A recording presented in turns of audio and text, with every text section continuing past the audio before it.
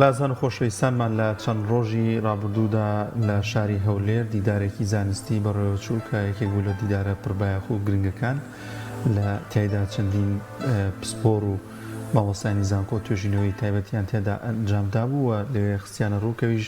دیداری زانستی مامۆستا سەلام ناوخۆش بوو. ئێمە لەم تۆرێماندا باز لە گرنگی ئەم دیدارە دەکەین و گرنگی ئەوەی کە لە شاری هەولێریشدا ئەنجامدراوە باز لە بیر و بۆچوونەکانی بەڕێز مامۆستا سەلام ناوخۆش دەکەین کە دوو ساڵ لە ئێستا گیانی سپارد و گفتوگۆی زیاتری ئەم بابەتە دەکەین لەگەڵ میوانەکەمان بەڕێز مامۆستا حەمزە شەشۆی ئەندامی ڕێکخراوی بوار کە ڕێکخراوی بواریش هەستا بوو بە ئەنجامدانی ئەم دیدارە زانستی لەگەڵ کۆمەڵێک کەسی پسپۆر و لێکۆڵەری تایبەت لەو بوارەدا. مامۆستاگیان زۆر بەخێر بێت، سپاس بۆم دەستبەتە. بەخێر بێت یاخوا سەرچاومان. مامۆستا پێشەوە بینە سەر بەڕێوەچوونی دیدارە زانستیەکە و گرنگترین ڕێشوێنەکان و گرنگی ئەم دیدارە ئەمە یەکەمێک باز لە ڕێکخراوی بوار بکەن. ئەم ڕێکخراوەتان پێم وابێت دەستا بوو بە ئەنجامدانی ئەم دیدارەش. بەناوی خوای گەورەمتەبان درود و سڵاوە لەسەر گیانی خۆشەویستی خوا محەممەد صلی الله عليه وسلم و لەسەر یار و یاوەرانی بێت. زۆر سپاس بۆم میوانداریە. لە ڕاستیە ڕێکخراوی بوار 2001 دامەزراوە، ڕێکخراوێکی ڕۆشنبیری سەقافیە، یعنی کارەکە لەسەر چەند تەوەرەیەک یەکێ لەوانە بە سەنتەریکردنی عەقڵ و هزر لەبەرەوەی لە کۆمەلگایە ئێمە زۆر پێویستمان بە هۆشیارکردنەوە هەیە. بەشی لەو کێشە سیاسی ئابووری کۆمەڵایەتیانەی کە دروست دەبن لە غیابی عەقڵەوەیە یا لە غیابی ناهۆشیاریەوە هەیە. بۆیە ڕێکخراوی بوار کارەکە لەسەرەوەی کە هەمیشە تاکەکانی کۆمەلگا بە هۆشیار بێنێتەوە. یەکێکی تر لەو تەوەرانەی کە بوار کاری لەسەر دەکا ئەوەیە ڕووناکی خستنە سەر و تاریکیانەیە کە بەشێک لە کۆمەلگای داپۆشیوە، چ لە ڕووی ئاینی، چ لە ڕووی فکری، چ لە ڕووی کۆمەڵایەتی، لە ڕووی سیاسیەوە. کارەکە لەسەر تەوەرەیەکی تر کارەکە لەسەر ئیسلامیکی خۆماڵی یا بە دیدێکی کوردانە کە ئێمە پێویستمان بە ئیسلامی خۆمانە، ئیسلامی بگێ کە نەمەتێکی کوردی هەبێ، نەک ئیسلامیکی هاوردەی دەرەوە بێ، ینی بیرکردنەوەیەکی کوردانە دەسەڵات یان تەوزیفی ئەم ئیسلامی بکات لە کۆمەلگایە. تەوەرێکی تر کە ڕێکخراوی بواری ئیشی لەسەرەکە کارەکە لەسەر دۆزی کورد، کێشەی کورد و ئەو کێشەی کە بە درێژایی مێژوو کورد هەی بووە ڕووناکیە خاتە سەر برینەکانی سەر کێشەکانی و حلێکی ئیسلامیانەی بۆ ئەخاتە ڕوو کە گرینگە ئینسان بۆ دیدەوە سەیری بکا کە هەموو کێشەیەکی نەتوەی کە دروزە بێ ئەگەر لە ڕێگای ئاینەوە بتوانین لەبەرەوەی کۆمەلگایمە کۆمەلگایەکی زۆربەی موسڵمانە بە دیدێکی ئاینی سەیری بکەین و برینەکان باشترە بینین و ئەتوانین چارەسەرەکان جوانتر دیاری بکەین. ئەمە تقریبەن بە کورتی تعریفی ڕێکخراوی بوارە.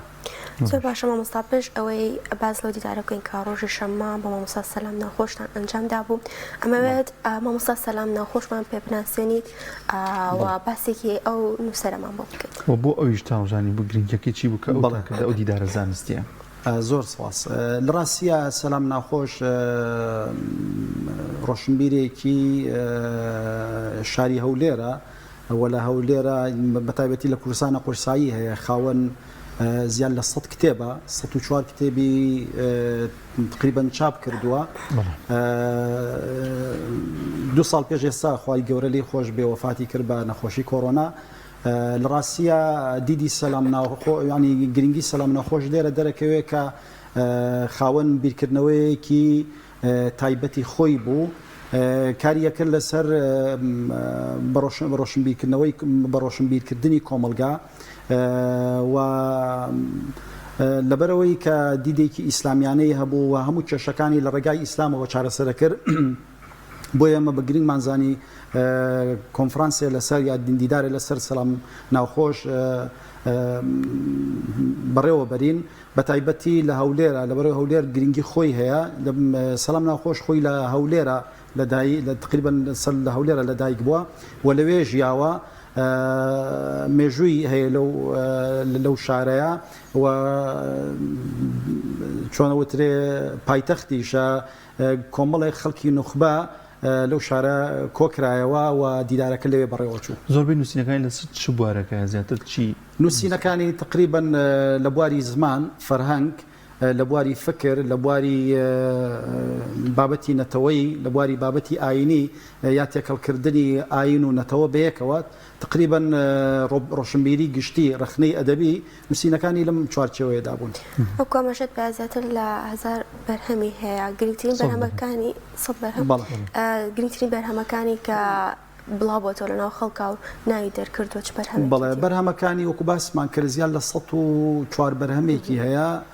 هەمە چەشتن تقریبا 12 بەرهەمی لەسەر فەرهەنگ و زمانە، لەسەر وەکو باسمان کرد لەسەر ڕۆشنبیری گشتی کتێبی هەیە، ڕخنەی ئەدەبی کتێبی هەیە، لەسەر بابەتی فکری کتێبی هەیە، لەسەر بابەتە نەتەوەیەکان کتێبی هەیە. ینی توانیوێتی زیاد لە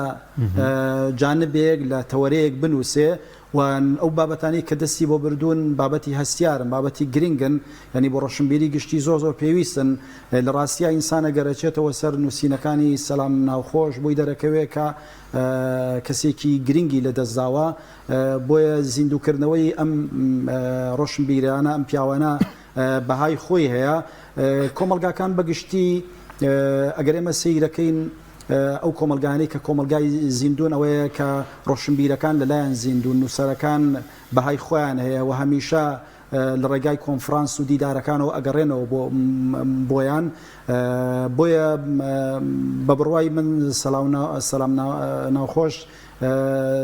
گرنگە زیاتر گرنگی پێ بدرێەوە لە ساڵانی داهاتوە دیدار و کۆنفرانسی زیاتری لەسەر ببەسرێ، لەبەرەوەی وەکو باسمان کرد دیدێکی ئیسلامی بۆ کێشەکان هەبوو و قسەیە کرد لەسەر بابەتە نەوتەوەیەکان، بەڵام بە دیدێکی ئیسلامیانە کە ئێمە پێویستمان بۆ دیدانە هەیە کە بتوانێت ڕخنە بگرێ لە کۆی ئەو تەوەرانی کە کۆمەلگا کەوتوتە ژێر تەسیراتی چ بابەتە ئەخلاقیەکان بێ و بابەتە فکریەکان بێ و ڕۆشنبیری گشتی بە تایبەتی. زۆر باشە. جگەر لەو بەرهەمانەی کە لە ماوەی ژیانی دانووسیوێتی کە 104 بەرهەمان، گرنگترین کار و چالاکیەکانی مامۆستا سەلام ناوخۆش چی بووە لە ماوەی ژیانیدا؟ سەلام ناوخۆش ئەوەی کە ئێمە ئاگاداری بین خۆی مامۆسای زانکۆ بووە، پرۆفیسۆری یاریدەر بووە، هەمیشە چۆنە وترێ لە چوارچێوەی بابەتی معریفی ڕۆشنبیری دابیندراوە و هەر وەکو بازەکرێت لە مناڵیەوە دەستی کردو بە خوێندنەوە و بە سەدان بابەتی لە ڕۆژنامە و گۆڤارەکانە بڵاو کردوێتەوە و کەسایەتی و کارکتەرێکی ڕۆشنبیری ڕۆناکبیری زیاتر ناسراوەوە لەو چوارچێوەیەدا دەستی باڵای هەبووە. زۆر باشە. سەبارەت بۆی کە ئەو دیدارە زانستی کە لە شاری هەولێر ئەنجامدرا، گرنگی ئەم دیدارە چۆن بوو و چۆن بەڕێوە چوو ئەو بوو کە خۆتان پلانتان بۆ دانابوو؟ سپاس بۆ خوا دیدارەکە زۆر بە سەرکەوتووی بەڕێوە چوو. یعنی تقریبا سێ پانێڵ ئامادە کرا، چ لەسەر فکری مامۆستا سەلام، لەسەر کتێبە مێژوویەکانی و لەسەر بابەتی زمان و فەرهەنگی مامۆستا سەلام، کۆمەڵی خەڵکی نوخبا لە شاری هەولێر و لە ئەطرافی تقریبا لە سلێمانیشەوە هەندێک خەڵکی مسەقف و ڕۆشنبیر هاتبوون بۆ دیدارەکە. لە سعات 9:30 بەیانیەوە تا سعات 3:30 دوانیۆڕۆ بەین کاتەکە تا ئەو کاتە بوو. ئەوەی کە گرنگە لە دیدارەکەیەوەیە کە تەنانەت دەوانەی کە لە چواردەوری خۆشی بوون بەو شێوازە مامۆستا سەلامیان نەناسی بوو کە گرنگی ئەم پیاوەلەوەدا بوو و باسمان کرد ئەوانەی کە دۆستی نێزیکیش نانزانی بوو کە خاوەن 104 کتێبە لە تەمەنەیەکی یعنی لە 66 تۆ لە دایکوی لە 2021 وفات بکە، خاوەنی ئەو کتێبە زۆرە بێ، ئەم پیاوە سەلیقی ینی توانایەکی عەجیبی هەبوو بۆ نووسین و لە بواری ڕۆناکبیریدا. بۆیە زیاتر دەم دیدارەیە زیاتر مامۆستا سەلام ناسێندرا و گەورەیەم پیاوە دەرکەوت، بابەتەکە زیاتر لەسەر ئەوە بوو. پێما بێ کۆمەڵێک توێژینەوە لێکۆڵنەوەش لەوێ خراە ڕۆ. بەڵێ چی بوون؟ وەکو باسمان کرد لەسەر 4 تەوەرە بوون. ینی تەوەرەی یەکەم کە لەسەر فکری مامۆستا سەلام بوو، 4 مامۆستای زانکۆ و خەڵکی ڕۆشنبیر بابەتیان پێشکەش کرد و لە دوایەوە تەوەرەی دووەم لەسەر فەرهەنگ و زمانی مامۆستا بوو لەبەرەوەی مامۆستا خۆی پسپۆری لە زمانی ئینگلیزی شابوو فەرەنگی بە زمانی ئینگلیزی بۆ تەرجەمە بۆ کوردی هەبوو و لەسەر زمان کۆمەڵی کتێبی تری هەبوو لەسەر مەحوی کتێبی هەیە ینی چوار کەسی تر لە پسپۆر لە مامۆسای زانکۆ و خەڵکی ئەکادمی قسەیان کرد لەم بوارە لە کۆتاییە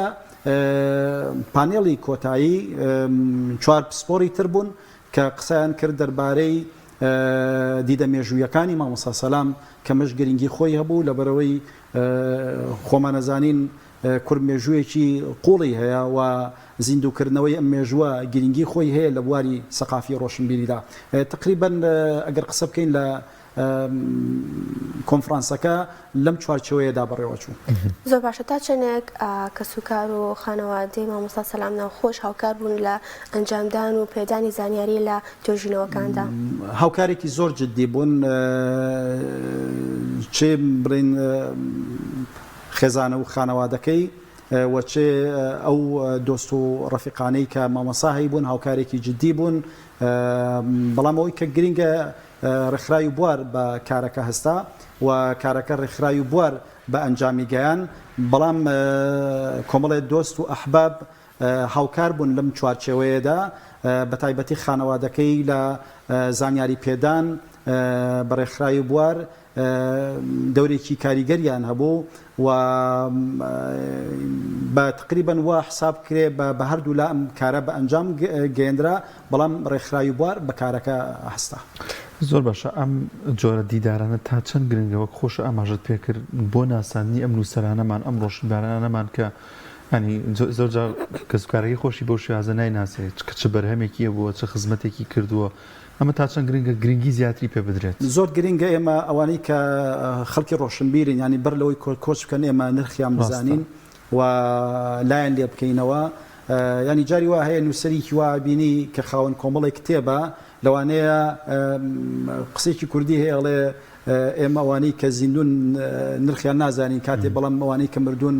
ئەگەڕێنەوە بۆیان ینی بە درێژایی ئەم کێشەیە لەناو ئێمە هەیە بە درێژایی مێژوو شەروا بۆ ئێمە زیاتر ڕێز لە مردوەکان ئەگرینەوە بە زیندوی نرخیان نازانین کە لە ڕاستیە نووسەرەکان لە هەچ کۆمەلگایەکدا بێ و کۆمەلگایەکی زیندون و ڕۆشنبیرەکان ئەبێ ڕێزێکی تایبەتیان لێ بگیرێ بۆیە بەداخەوە ئەبێ و قسەیە بکرێ کە ئێمە کەمتر ئەگەڕینەوە بۆ نووسەر و ڕۆشنبیرەکان تا زیندون و لە دوجار ئەوانەی کە وەفات دەکەن لەوانەیە ئەوانەی کە بۆ نمونە خۆشبەخت بن دیداریان لەسەر ساز بکرێ بەڵام گرنگە ئەوانەی کە نووسەری جدین و خەڵکی ئەکادیمین یان با بڵێن وەرگێڕی باشن هونەرمەندن لەم چوارچێوەیەدا ئیژەکەن کارەکانیان بە هەن وەربگیری ئەگەر لە دوای خۆشیان وەفاتیان کرد ڕێزیان لێ بگیرێ و بە دیدار و بە پرۆژەی زانستی زیاتر ئەو دەور و کاریگەری کە ئەمان هەیەن بۆ لە چوارچەوەی خۆیدا زیاتر بنرخێندرێ کە ئەمە کەمترین مافەکە ئێمە بە ئەویە دێن کاتێک کە وەفاتی کردووە زۆر باشە مامۆستا وەکو ئاماژەت پێدا کە مامۆستا سەلام ناوخۆش مامۆستای زمانی ئینگلیزی بووە بەرهەمەکانی تەنها بە زمانی کوردی هەبووە یاخود هەوڵی دا بە زمانی ئینگلیزی بە زمان تەرجەمەی کتێبەکانیشی هەیە بۆ زمانەکانی تر بەڵام من ئەو معلومەیەم لا نییە کە ئایا بە زمانی ئینگلیزی خۆی کتێبی نووسی و ئەویان نازانم باس نەکرا لەوێ بەڵام ئەوەی کە زیاتر کتێبەکانی بە زمانی کوردی و بەڵام ئەوەی کە ئاگادار بم تەرجەمەی کتێبەکانیشی کراوە بۆ زمان چەند زمان کراوە تەرجەمەی کتێبەکانی نازانم بۆ چەند زمان کراوە بەڵام معلومەی ئەوەم پێگەیشت کە تەرجەمەی کتێبی کراوە بۆ زمانەکانی تر مامۆستا لەگەڵ ئەوەی کە مامۆستا نووسەر و کۆمەڵێک بەرهەمی زۆر باشی هەیە پەیوەندی کۆمەڵاتەکانی چۆنی بووە تا ئەمری چۆنی بووە ئەوانەی کە باسییان کردو لەگەڵتانە بەدەل لە بابەتی نووسین و بۆ ئەفکارانی کە هەیە بووە ئەوەی کە ئاگادار بم کەسێکی ڕووخۆش و کەسێکی کۆمەڵایەتی بۆ کۆمەڵە دۆست و ئەحبابی هەیە و باسییان لە پەیوەندی کۆمەڵایەتەکانی یەکرد کە هەمیشە ئەم پیاوە بۆ نمونە خەمی کتێب بووە و خوێندنەوەیەکی زۆری هەبووە و جددی بووە لەو کارەی خۆیە و پەیوەندی کۆمەڵایەتەکانیشی بەشی خۆی زیندوو بووە زۆر باشە ئەمە پرسیاری ئەوە بکەم کە ئایا پێش ئەوەی مامۆستا سەلام ناخۆش وفات بکات ئێوە وەکو ڕێکخراوی بوار هیچ دیدارێکتان لەگەڵ مامۆستایە هەبووە و چاوپێکەوتنتان هەبووە لەگەڵیان؟ نەخێر بەداخەوە شتی وان نەبووە نازانم ئەگەر لەگەڵ سەرۆکی ڕێکخراوی بوار یا لە هەندێک لە ئەندامانی تر ڕاستە لەگەڵ مامۆستا کامەرانە دۆست بووە ڕفیقی ینی ساڵانێکی زۆر ڕفیق بوون بەڵام بۆ ئەوەی کە چالاکی هەبێ لەگەڵ ڕێکخراوی بوارە شتی وان نەبووە نەخێر. مامۆستا لە ڕێکخراوی بواردا ئێوە هەر بابەتی نووسینتان هەیە ئەنی بەرهەمی نووسینیشمان هەیە تا ئێستا یەک دوو کتێبمان چاپ کردووە وە گۆڤارێکمان بەدەستەوەیە ساڵانە بەین پێشتر چەند ژمارەیەکی گۆڤاری بوار دەرچووە ئێستا گۆڤارێکی چۆنەوتێ ژمارەیەکی ترمان هەیە بۆ ئەم ساڵی داهاتوو ئینشاءڵڵا بە چاپیەگەێنین گۆڤارێکە ئینشاءڵڵا و بەڵێ پرۆژەی نووسینیشمان هەیە و هەموو یەکێک لە ئەندامانی بوار خۆشی خاوەن قەڵەم و نووسینی خۆیەتی و خاوەن کۆمەڵە کتێبە. یەکان هەیە دیداری دیکەش بە درێژایی ئەم ساڵانەی ڕابردوو ئێمە دیدارمان هەبووە یعنی لە سلێمانی لەسەر مامۆستا محەممەدی مەلا ساڵح شارە زۆری دیدارێکمان هەبوو وەویش گرنگی خۆی هەیە گرنگی خۆی هەبوو ئەو کات و چەندین جاراوە سیمینارات و پانێڵ و شتمان ئامادە کردووە چ لە سلێمانی وەرە شوێنەکانی تریش. باش مامۆستا خۆش ئاماژەت پێدا کە هەتاو کەسێک وەفات نەکات و جێمان نێڵێ قەدری نازانی ئێوە تا چەندێک هەوڵ ئەدەن لە داهاتوودا ئەو نووسەر و مامۆستا گەورانەی کە لەناو کووردا هەیە پانێڵیان بۆ ئەنجام بدەن دیداریان بۆ ئەنجام بدەن پێش ئەوەی جێمان بهێڵن و بەرهەمەکانیان بخەنە ڕوو زیاتر بە کۆمەلگای بناسیێنن.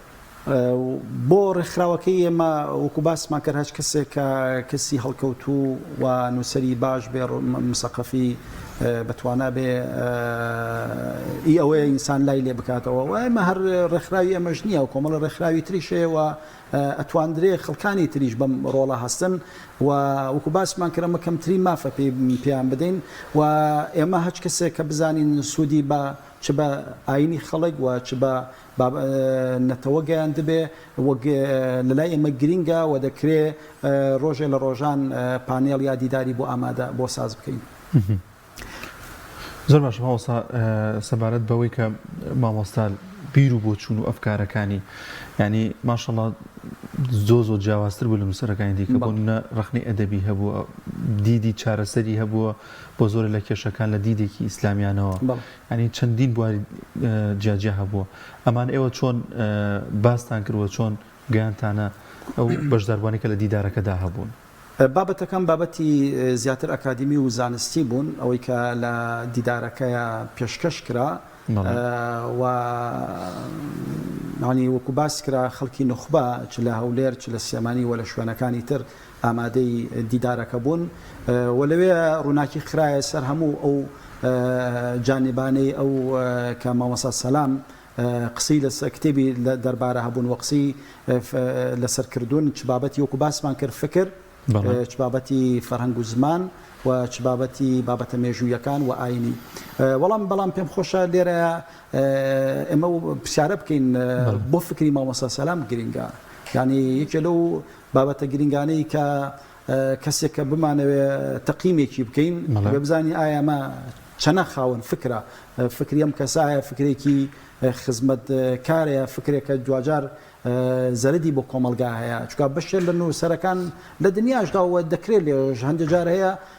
شتێگە نووسێ کۆمەلگا تێگەدا هەندێک جار شتێگە نووسێ کۆمەلگا یەک ئەخاتەوە یا سوود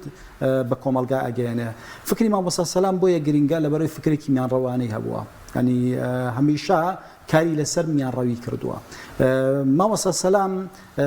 کاری لەسەر تەعایش و پێکەوە ژیان کردووە لە کۆمەلگای ئەمە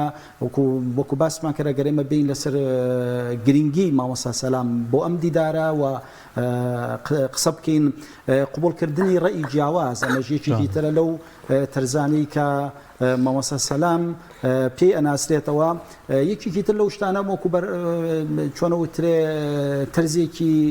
فکری و فەلسەفیش هەمیشە کاری کردووە لەسەر بەرهەمهێنانی پرسیار